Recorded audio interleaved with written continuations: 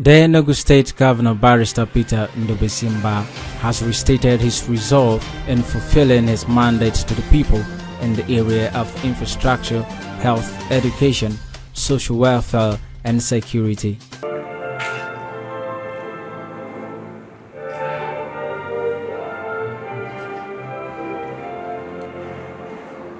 Governor Mbah stated this during the town hall meeting with Enugu citizens at the Old Government Lodge, GRA, Enugu.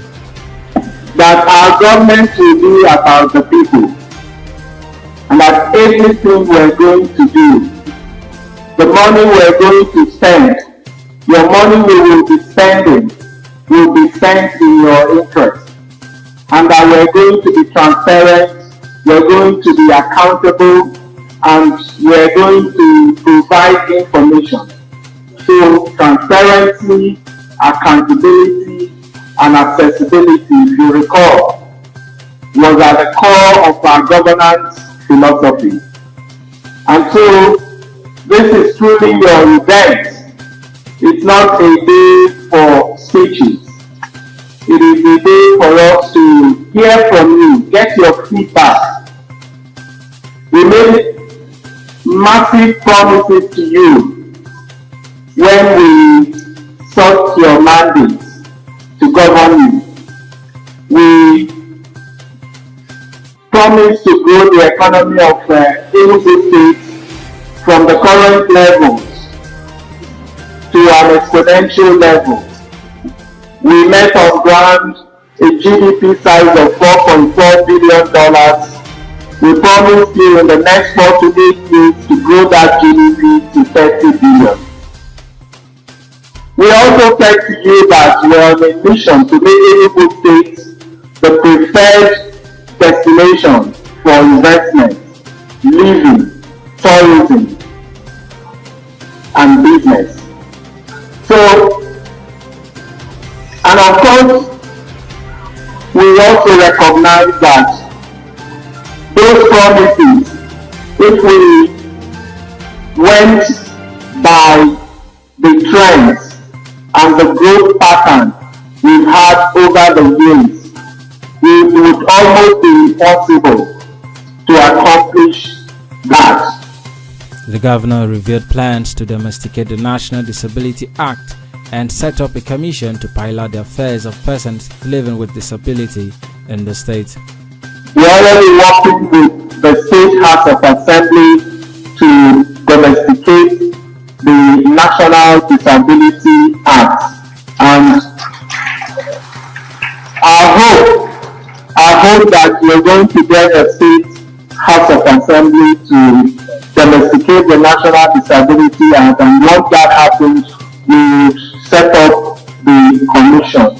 But everything we're doing, whether in the education or the health sector, the social services space, is all inclusive. So we've taken notice of where we are on our inclusive next moves in the education space. And if you look at our smart school, it's all inclusive. Our target is moving from the current 10% we are on inclusiveness to 100% by next year.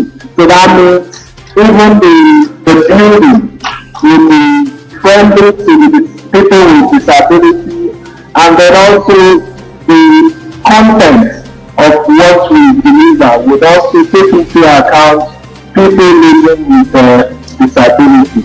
In the area of education, he disclosed that the construction of smart schools in the 260 wards has commenced and will be fully operational by 2025. We are currently constructing the smart schools across the 260 wards. We've awarded the contract for 135. So in 135 wards today, those smart school projects are ongoing. Now, before the end of next month, we're going to award the balance of the 125 wards. So we're going to have the entire 260 smart school going projects going on, and our objective is to ensure that these smart schools are all operational by September 2025. In the area of health, Dr. Mbah noted that the construction of Type 2 primary healthcare center are underway in every ward, including major markets in the state, noting that 30 of such healthcare centers have already been awarded. Health, we're also doing something radical there. We're building currently 260 primary health, level 2 primary health care centers, and this again will be across the entire 260 wards in Enugu State. Already awarded the contract of 30, and we're just about to award additional 100. And then before the end of this year, we would be sure to have the entire 260 Type 2 primary healthcare centers across all our wards. He also clarified that his administration has not increased tax rate as wrongly perceived by some individuals, noting that it has only expanded the tax net to capture businesses who have not been paying tax over the years. The primary thought was to mobilize our domestic revenue. So we did say clearly that we're going to expand our tax net, not increase. We are automating our system, making sure that we get, particularly those who may have played in the informal sector. Of course, in some of our fees, which we believe was not cost reflective, we did some minor adjustments in the fees and maybe some rates. But in terms of taxes, we haven't adjusted any tax rate.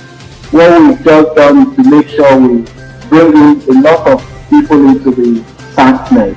In the area of infrastructure, he said that the construction of 81 urban roads is ongoing across the state, adding that plans for at least 10-kilometer roads in all the 260 political wards on a yearly basis is ongoing. What we're currently doing with the road is also deliberate. Our objective is to make sure that all the roads in Enugu City are paved. We will not accept that there will be roads in our metropolis that is not paved. So we're currently working on 81 of those roads in the city, and we're also currently working about 10 roads in our rural areas. He noted that his administration is working hand in gloves with security agencies in the state to establish stations in identified flashpoints in Uzowani and Isuzu local government areas. We recognize that we're still dealing with some breaches here and there, but we've also gone on to put in place measures that allow us to ensure we identify, track, capture, and defeat the criminals. And we went on to commence the installation of CCTV across our metropolis. You also know that in Enugu, we're currently working with the Navy to establish a Navy base there. In Isuzu, where we have some dark spots, we're also working with the Army to set up a military barracks there, an army barracks there. While responding to the question on welfare of workers, especially payment of pensions, the governor revealed that state pensions arrears have been cleared and he has already ordered payment of local government workers and primary school teachers' pension immediately after the harmonization of audit reports on affected pensioners. We inherited arrears of pensions both at the state and the local government. So immediately we came in, we looked at the books, and those accounts and the books on the state pension was quite up to date because there had been some audit really we finished. So we didn't waste any time to clear the arrears. So we cleared the arrears we had in the state pension. On their path, the participants commended the governor for his resolve to entrench good governance in the state and urged him to keep up with the good work. The event was graced by representatives of civil society organizations, women, students, youth, business owners, traders, transport unions, people living with disabilities, professional association, traditional rulers, among others.